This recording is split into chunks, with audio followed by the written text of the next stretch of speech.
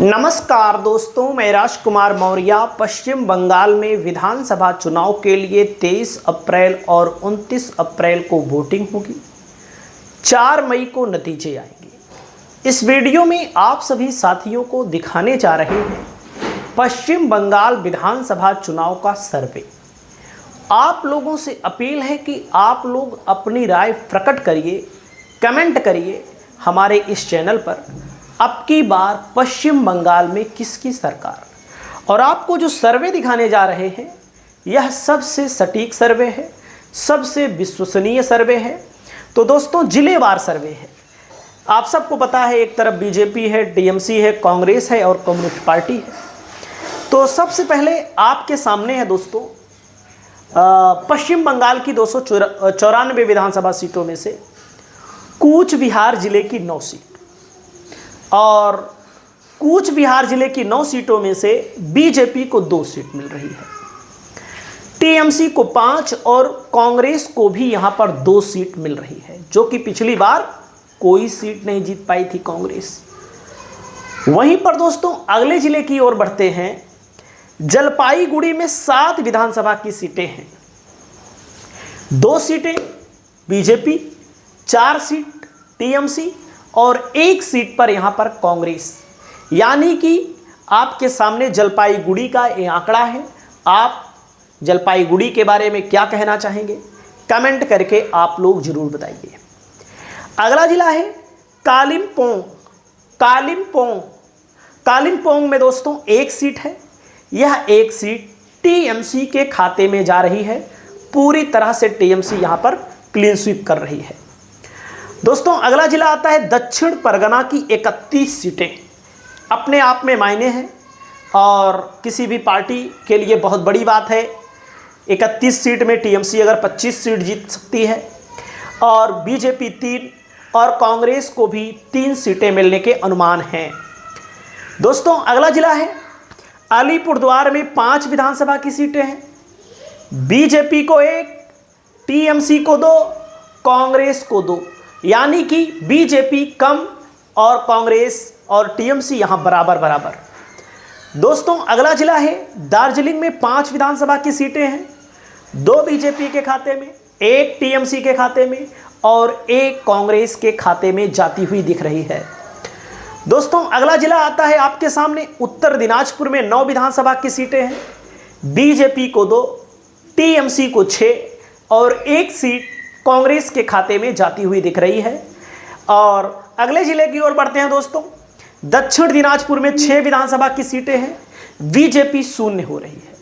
BJP के लिए खतरे की घंटी है दक्षिणी दिनाजपुर में। और टीएमसी को 5 और 1 सीट तो कांग्रेस लेकर जा रही है, सोच सकते हैं। वहीं पर अगले जिले की ओर बढ़ते हैं। मालदा में 12 विधानसभा की सीटें हैं। 12 में बीजेपी को मात्र 2, टीएमसी को 10 और कांग्रेस को 0 सीट मिल रही हैं। मालदा में कांग्रेस 0 पर आउट हो रही है। दोस्तों मुर्शिदाबाद में 22 विधानसभा की सीटें हैं। 6 बीजेपी को, 5 कांग्रेस को, 11 यहां पर टीएमसी को सीटें मिल रही हैं। दोस्तों अगले जिले की ओर बढ़ते हैं। नदिया में 17 विधानसभा की सीटें हैं। बीजेपी को 2, कांग्रेस को 2 और टीएमसी को 13। नदिया में टीएमसी एक तरफा 13 सीट जीत रही है। दोस्तों अगला नंबर आता है उत्तर परगना में 33 सीटों में कांग्रेस को यहां पर 3, बीजेपी को 5, 25 सीटें तो यहां मिल रही हैं केवल टीएमसी को ही। तो दोस्तों अगला है आपके सामने कोलकाता में 11 विधानसभा की सीटें हैं। बीजेपी को 1, टीएमसी को 9 और 1 सीट कांग्रेस को मिलने जा रही है। वहीं पर अगले जिले की ओर बढ़ते हैं। हावड़ा में 16 विधानसभा की सीटें। बीजेपी को 2 और टीएमसी को 14 और यहां पर 0 सीट कांग्रेस के खाते में आ रही है। वहीं पर दोस्तों अगला है हुगली में 18 विधानसभा की सीटें हैं। बीजेपी को 0, 17 टीएमसी को और 1 यहां पर कांग्रेस को। तो हुगली में बीजेपी का खाता ही नहीं खुल रहा है, जो कि अपने आप में आश्चर्यजनक है। दोस्तों पूर्व मेदिनीपुर में भी टीएमसी एक तरफा 16 की 16 सीटें जीत रही है। बीजेपी का यहां पर भी खाता नहीं खुल रहा है, जो कि अपने आप में शर्मनाक प्रश्न चिन्ह है। पश्चिमी मेदिनीपुर में दोस्तों 15 में 13 यहाँ पर टीएमसी को और बीजेपी का यहाँ फिर खाता नहीं खुल रहा है और यहाँ पर कांग्रेस को 2 सीटें जा रही हैं। दोस्तों अगला जिला आता है आपके सामने झाड़ग्राम में 4 विधानसभा की सीटें हैं। बीजेपी को 0, टीएमसी और कांग्रेस को 2-2, लेकिन बीजेपी के लिए 0 नौबत आ गई है। दोस्तों पुरुलिया में 9 विधानसभा की सीटें हैं और यहाँ पर टीएमसी को 7 और कांग्रेस को 2, बीजेपी के लिए यहाँ भी 0 दिखाया गया है। दोस्तों बांकुरा में 12 विधानसभा की सीटें आती हैं। 12 की 12 विधानसभा सीटें यहाँ पर टीएमसी के खाते में जाती हुई बताई जा रही हैं।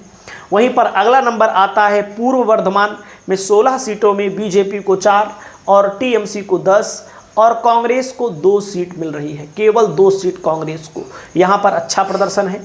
दोस्तों अगला नंबर है पश्चिमी वर्धमान में बीजेपी को 0, कांग्रेस को 1 और टीएमसी को 8 सीट मिल रही है, जो कि टीएमसी के लिए खुशी की बात है।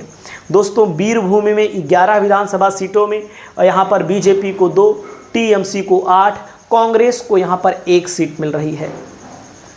दोस्तों अगला नंबर आता है पश्चिम बंगाल के टोटल सर्वे को अगर आप यहाँ पर खंगालेंगे तो टोटल सर्वे में बीजेपी को 36 सीट, जो पिछली बार 77 पर बीजेपी थी वह 36 पर आ रही है। और आप सभी साथियों को एक बात मैं बता दूं, लोकसभा के चुनाव में बीजेपी कह रही थी कि हम 30 सीट जीतेंगे पश्चिम बंगाल में, लेकिन बीजेपी को कितना मिला? 12। यानी लोकसभा की चुनाव की तुलना में टीएमसी को बढ़त है, बीजेपी को घटोत्तरी है। 0 से कांग्रेस 33 पर पहुंच जा रही है। जो बीजेपी पिछली बार 77 जीती थी, 2016 में 3 जीती थी, तो वही 2016 वाला फार्मूला नहीं है। यहाँ पर तब भी बीजेपी का प्रदर्शन अच्छा है, लेकिन पिछले साल के मुकाबले बीजेपी का प्रदर्शन यहाँ पर डाउन चल रहा है।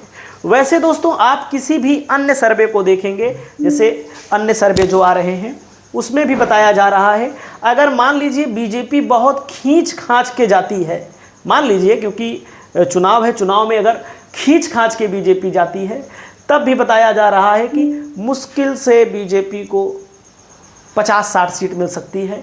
और यहाँ पर देख सकते हैं हालांकि बताया गया है 180 और 100, यहाँ देख सकते हैं कोलकाता के आसपास टीएमसी आगे है, बीजेपी पीछे है, मुस्लिम में टीएमसी आगे है। और आपको मैं बताना चाहूँगा तो दक्षिण बंगाल में टीएमसी आगे है और यहाँ पर देख सकते हैं जंगल महल में बीजेपी थोड़ा आगे है और कांग्रेस और लेफ्ट के हाथ में भी यहाँ कुछ आ रहा है। दोस्तों यहाँ पर उत्तर बंगाल में देखेंगे बीजेपी 25 से 35 है, टीएमसी को 18 से 25 है।